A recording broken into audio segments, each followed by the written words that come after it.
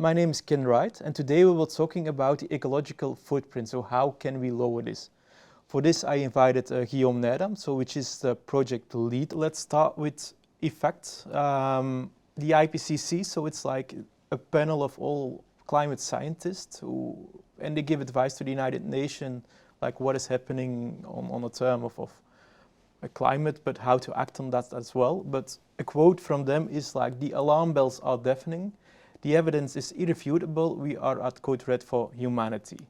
But maybe let's go into the acts. Act 1 and 2 is about reducing our CO2 footprint, and we'll do this via the science-based targets. But maybe Guillaume, could you explain very briefly what are the science-based targets, for example? So science-based targets, everything starts in 2015 with the Paris Agreement, when every nation, every state committed to reduce their carbon footprint to limit the global warming to the 1.5 degrees. What does that mean? It means that everyone needs to cut by half their carbon emission.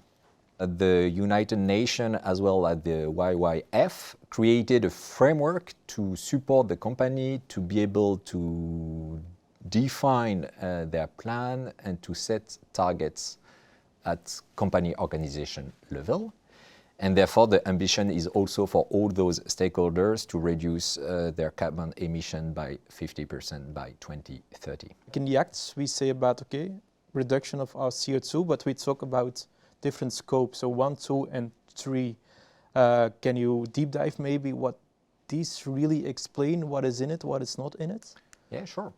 So basically the idea is to cover all our emissions. So scope 1 and 2, it's basically the carbon emission we own. And what is behind that, it's basically the emission we create to operate. And we are talking about two main topics. A is energy consumption, whether it's gas or electricity. And B, the most important topics is our business car fleet. So this is basically our scope 1 and 2.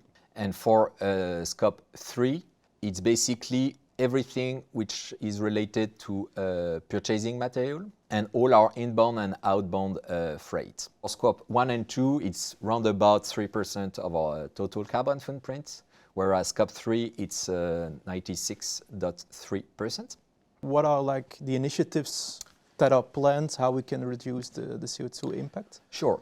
So if we talk about scope 1 and 2, as I mentioned, we are mainly talking about energy and business cars. Scope 3 CO2 emission is very much driven by three main items: aluminium in a very large majority, strips, and then steel for the forester business. How do we reduce our carbon footprint for aluminium? In fact, we have three kinds of sourcing. One is recycled aluminium.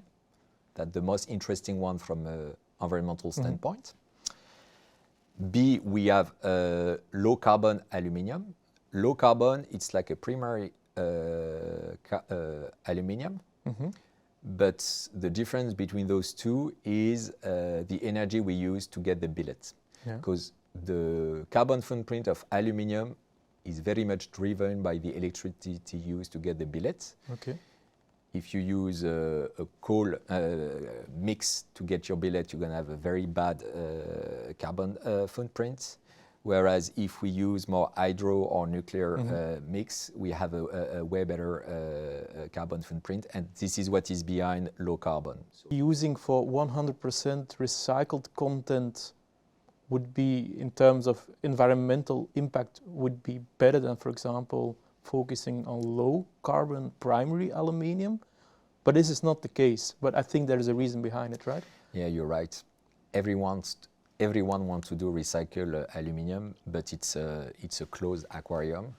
And in fact, the demand is way higher than the offer, because due to the long lifetime of aluminium, there is limitation in the accessibility of recycled aluminium. And in fact, at the end of the day, what is important is that the aluminium available to be recycled is used, and that's the case today.